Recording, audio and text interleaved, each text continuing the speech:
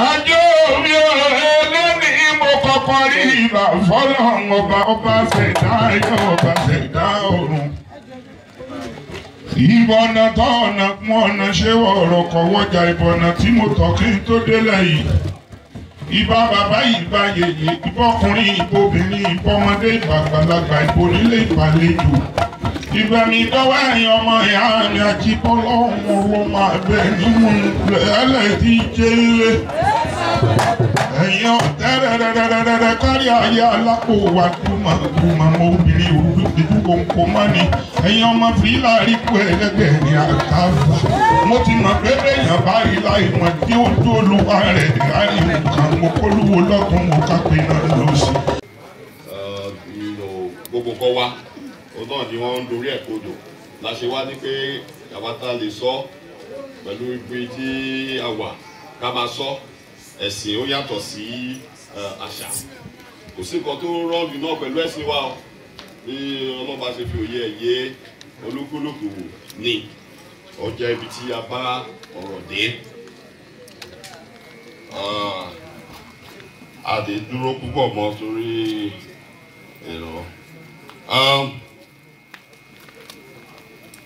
I have a great appreciation for the work of Baba Wande, who I brought here to actually confirm that he indeed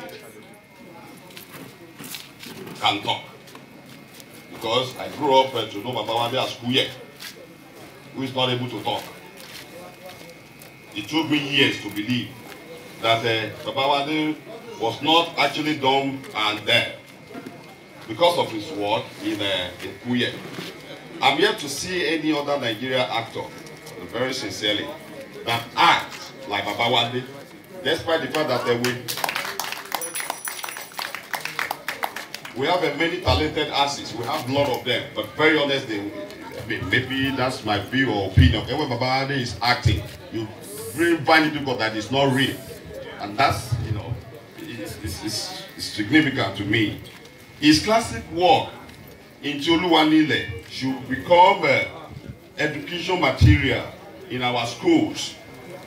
Every cultural innocence, we promote this, we try our best, subject to adequate funding. We pray that we have the required funding that we need. In 2012, after I've been selected by my home, by my family house, ruling house, and we, as usual, the other princes went to court. I consulted Professor Tony Falola, or Ogun Okela. You know what that means. Professor Tony Falola is a leading expert in history. I've heard about expert witness. Living in America, you have all those crazy ideas of what's applicable there. I think it applies here. So I want to use experts to follow me to court, to actually tell our history. I want to use them to support our case. As a foremost historian, like I said, I asked Professor Falola to recommend experts in chieftaincy matters to me. We don't have much time. I would have loved to read his reply, to us. Baba Wande, are you with us? Very good. He directed me to Baba Wande, professor of history. International is not Yeku professor. It's no worldwide. He directed me to Baba Wande.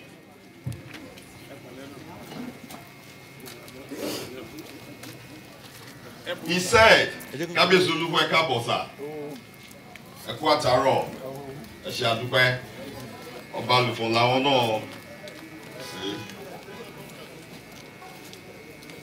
Professor Falola sọ pé kí n lọ wo ti Olúwa nílẹ̀. Pé tó bá ti kọ ọ̀rọ̀ ilẹ̀ àti ọ̀rọ̀ oyè jíjẹ nílẹ̀ Yorùbá, pé gbogbo nǹkan tí ẹni Professor history ní àgbáyé kankan kó ń bẹ nínú ti Olúwa nílẹ̀. Wọ́n tún lè mo dẹ̀ ti wo tó Olúwa nílẹ̀ láì mọ iye ìgbà. It will interest you that the lesson learned and the knowledge acquired in Tuluanile prepared me for the role I am today. I've come across Ọ̀tún Aṣíyanbí, wọ́n pọ̀ káàkiri o. Àwọn ọ̀tún pọ̀ káàkiri ní institution wa yín bàbá ṣe tẹ́ bá wéré yẹn ṣé àwọn ọ̀tún Aṣíyanbí ṣé wọ́n pọ̀. Wọ́n mọ gbogbo ẹ̀lú mọ́ra wọn. Wọ́n lọ jẹ chicken pepperoni. Wọ́n bá ti jẹ chicken pepperoni, ọ̀rọ̀ máa bọ́ ni. Bàbá wa dé àbẹ́gbọ́ ni. Adẹ̀mọ̀sí. A máa wo bàbá wa ní báyìí pé ọ̀tún ṣé a máa jẹ gbogbo ẹ̀. Àmọ́ wọn àrí wọn. Àwa gbọ́n tẹ yàtọ̀ sí kábíyèsí yẹn. Ẹ̀rí kó máa wọ níkà, máa gbá débẹ̀ tá a máa wọ níkà bí àmì kábíyèsí wọn dress bẹ́ẹ̀. Báwo lè ṣe fẹ́ ká dress? Ìlú òyìnbó láti wá, mo dẹ̀ ń kọ́pì bàbá Ọ̀ràngún Òkèlání. Bàbá máa fi face cap lé wọn wọ short. Ó wà ní classroom nìyẹn.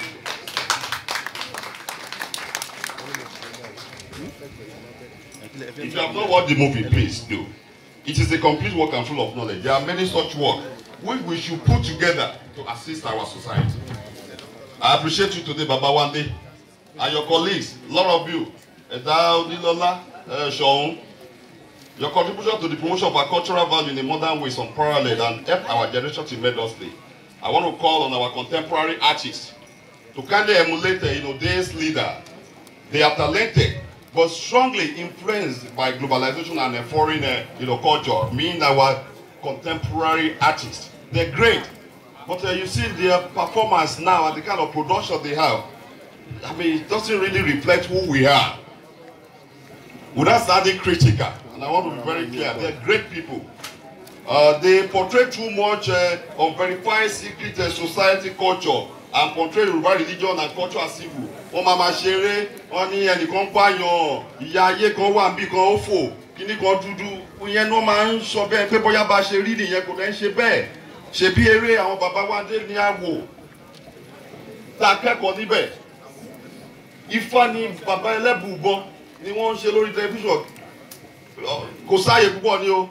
Mo ti fi ọ̀rọ̀ fún bàbá Ẹlẹ́bùúbọn, mo ti fi túyàn jẹ nígbà tá a wà ní kọ́lẹ́jì kábíyèsí. Ìgbà tí mo bẹ̀rẹ̀ sí sọ àwọn kíní ọmọ Èkó ni ó yà lẹ́nu ó ní bọ́ yìí gbóná kankan orí tẹlifíṣọ̀n mo ti mọ̀ ẹ wo orú nǹkan tí a rí kọ́ níbẹ̀ bẹ̀tì kan tó ń ṣe láyé òde òní wọ́n máa ṣó bẹ́ẹ̀ ni pé èṣù ní gbogbo nǹkan wa ó pààyàn jẹ́ kọ́kọ́ bá wa yí padà. We said here, unlike the presentation of Fayemele, but that made me to have cultural view of Ifa and Babalawo. Most of today's work portray our culture and religious people. They should use their artistic work to promote our culture and correct erroneous impression created by colonialism and other religions.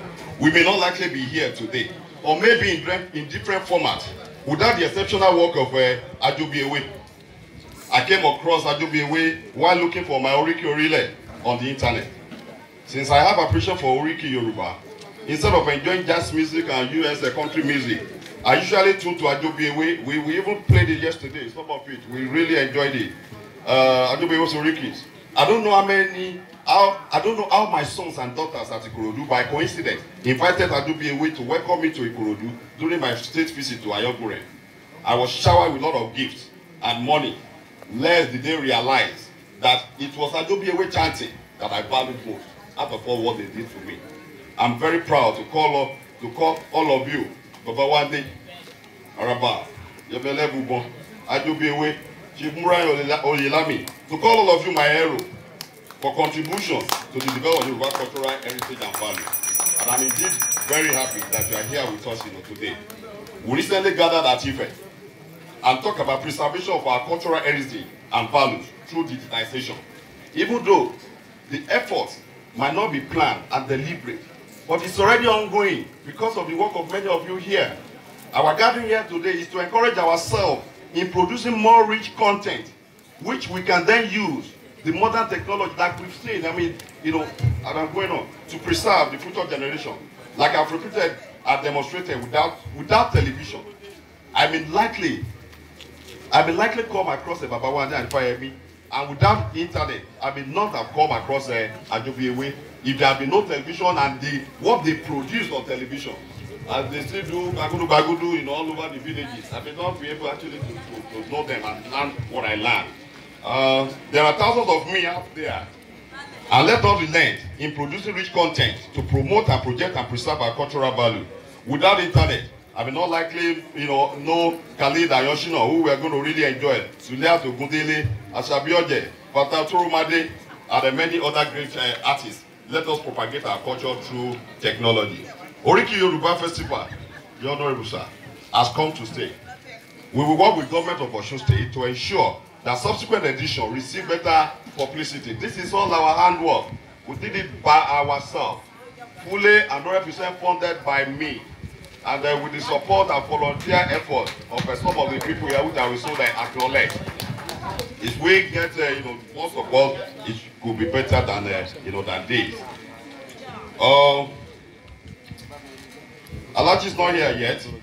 Prince Tajuddin Abioye, TJ, he has graciously accepted to partner with our, cultural renaissance and serve as our grand patron. We are indeed grateful and appreciate his commitment to our cultural heritage. I must not end this speech without acknowledging the selfless, service. One yini, Kenny Oshimi, mi ò mọ̀ Mr. Turumade Onda, mi ò mọ̀ rí, mo kàn rí lórí internet ni, mo kàn dẹ̀ rí pé ó dàgbẹ́ ní ilé ìṣe kan tí a fẹ́ ṣe, a dẹ̀ bẹ̀rẹ̀ sí communicate pẹ̀lú ra wa, ó dẹ̀ ṣe gbogbo nǹkan tí mo ní kó ṣe, mo dẹ̀ ṣòro bá ṣiṣẹ́ díẹ̀, mi gan mọ̀, so thank you very much.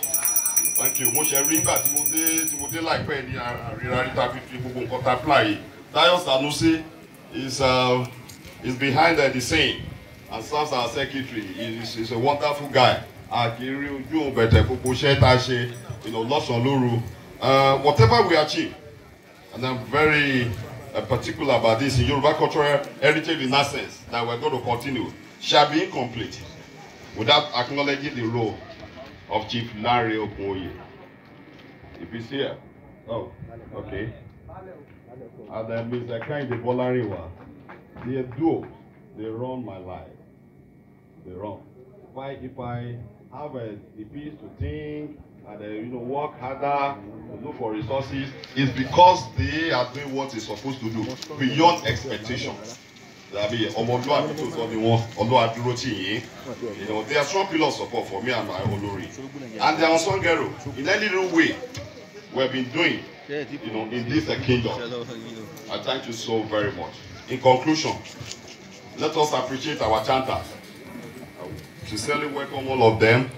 Baba Jubiwe, I think we'll probably have a time to talk more about him. He's here for free. I don't understand how.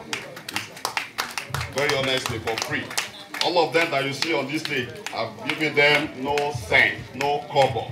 They're just here to support Oriki Yoruba.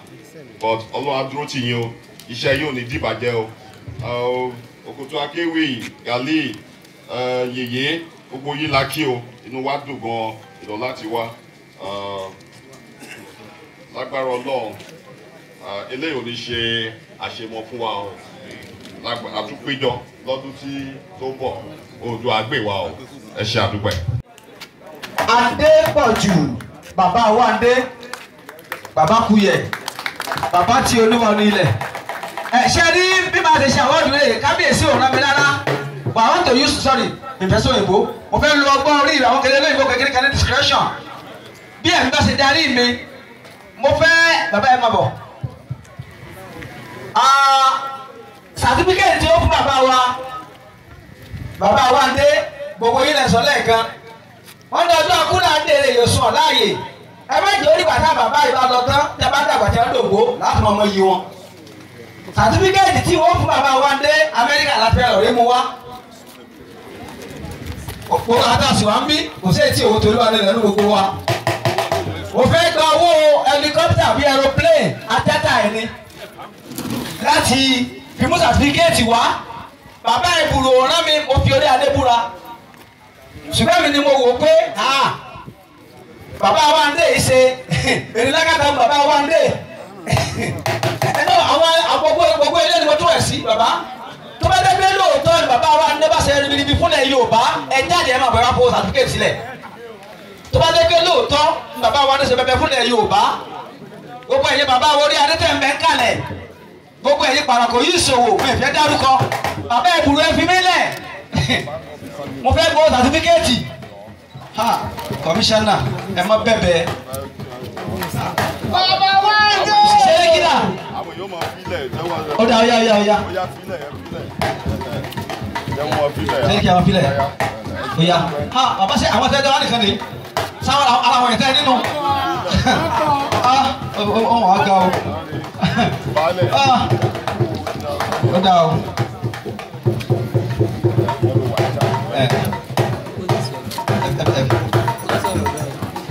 ní báyìí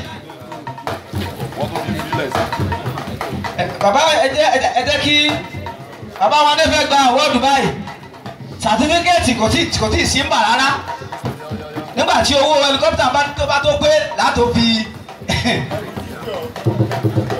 bàbá ẹ bùrù ẹ má bẹ́ẹ̀lì wọn. ẹ ṣe àdúpẹ́ bí a ṣe fẹ́ bàbá àwọ́ọ̀dù lọ mo tún kí wa kú ìjókòó lẹ́ẹ̀kan sí kábíyèsí ẹ ṣe àdúpẹ́ o. Gbogbo ìtàn tí ọmọ bá ti dé sọ ó yà mí lẹ́nu gan-an. It was very interesting torí mo ṣe gbọ́ some of it lẹ́ni ni. Àjọṣepọ̀ wa ò ní bàjẹ́ o. But ibi tí wọ́n sọ dájọ́ mọ̀ bẹ́ẹ̀ ni wọ́n rántí dáadáa exactly. Ṣùgbọ́n ẹ̀ tí káwa tó mọ́ra gan tó sọ ẹ̀ adúpẹ́ lọ́wọ́ Ọlọ́run. A ti ka àwọn ìdí tí a ṣe pé bàbá wa dé wá síbí wọ́n bá ṣe lè sọ ọmọ lásán ẹ̀ torí àsìkò wa ṣùgbọ́n ọkàn wa ẹ̀yin náà ti rí bó dẹ̀ ṣe rí la ṣe sọ kò dẹ̀ pé bẹ́ẹ̀ lórí ní ọkàn gbogbo èèyàn kò kọ́mọ̀ pé kí nǹkan wà lọ fún èèyàn kí ó dẹ̀ lórí ọ̀fẹ́ àti rí ṣe ló wá dùn púpọ̀ lénìí ni pé bàbá wa délé wà lẹ́gbẹ̀ẹ́ wa pé mo lè sọ bí mo ṣe feel láti fi lókàn ìdá wọn ní ọlá igi lásán ni ṣùgbọ́n ẹ mọ̀ pé bí Ọlọ́run tó fún wa ní àlàáfíà àti ẹ̀mí gígùn a tún máa ṣe jù báyìí lọ ṣùgbọ́n bẹ́ẹ̀ ṣe ń ṣe ẹ bá ṣe àwọn generation tó pọ̀ wọ́n sì máa tún appreciate yín ìlú bẹ́tà ẹ̀mí yín àtẹ̀bù so wá pé bí tọwọ́tọwọ́ pé bàbá wa bàbá ọ̀rọ̀ kún ìlà àwọn ni wọ́n bá wa gbé. ẹ̀gbọ́n kẹsẹ̀ ló àwọn ni wọ́n bá gbé kíní ilé bàbá ní ọwọ́.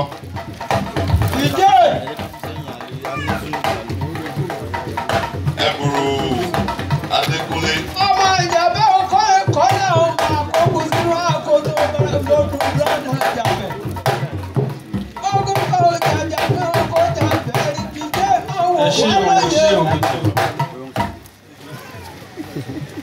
Ní orúkọ kábíyèsí ẹ̀bùn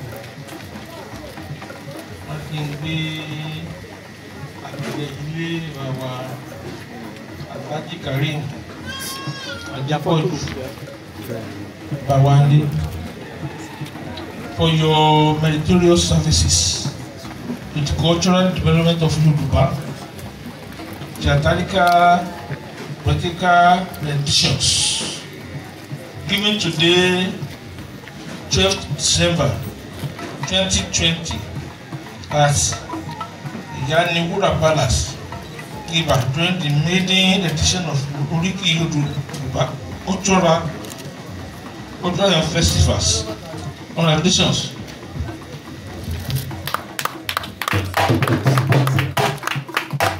Bàbá wa dé o. Kàrímù.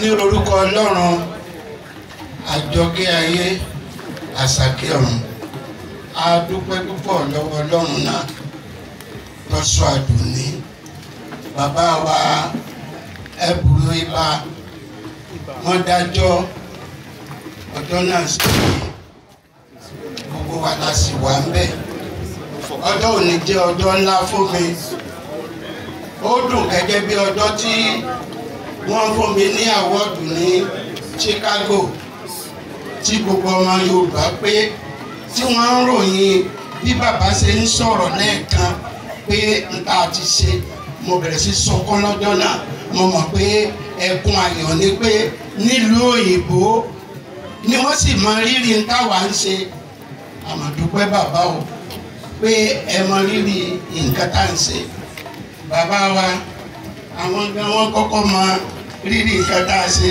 bẹ́ẹ̀ ni bàbá tó lọ ní ìsìn bàbá Òkèlà ẹ má pẹ́ fún wa o ẹ̀mí yóò kún o ojú yìí ò ní fọ́ o ire lẹ́ mọ rí o gbogbo ẹ̀yin yẹn wá tẹ́ ẹ mọ rírì tá à ń ṣe àti náà ò ní bàjẹ́ o inú wa dùn gan-an ọlọ́run ní bẹ́ẹ̀ náà nú jẹ́ o ẹ ṣe adúpẹ́ ká tó kó ní ìsìn bàbá àdàtún ní ká máa fi àkáǹtì nọ́mbà ránṣẹ́ wọ́n nínú àwọn dùn pé wọ́n pè á fún àwọ̀dù bí ẹ ṣé mo dúpẹ́ o mo kí gbogbo ẹ̀yin èèyàn o ẹ̀yin dá ináwó ẹ̀kú ìnáwó owó ò ní tán lọ́wọ́ yín o kábíyèsí o.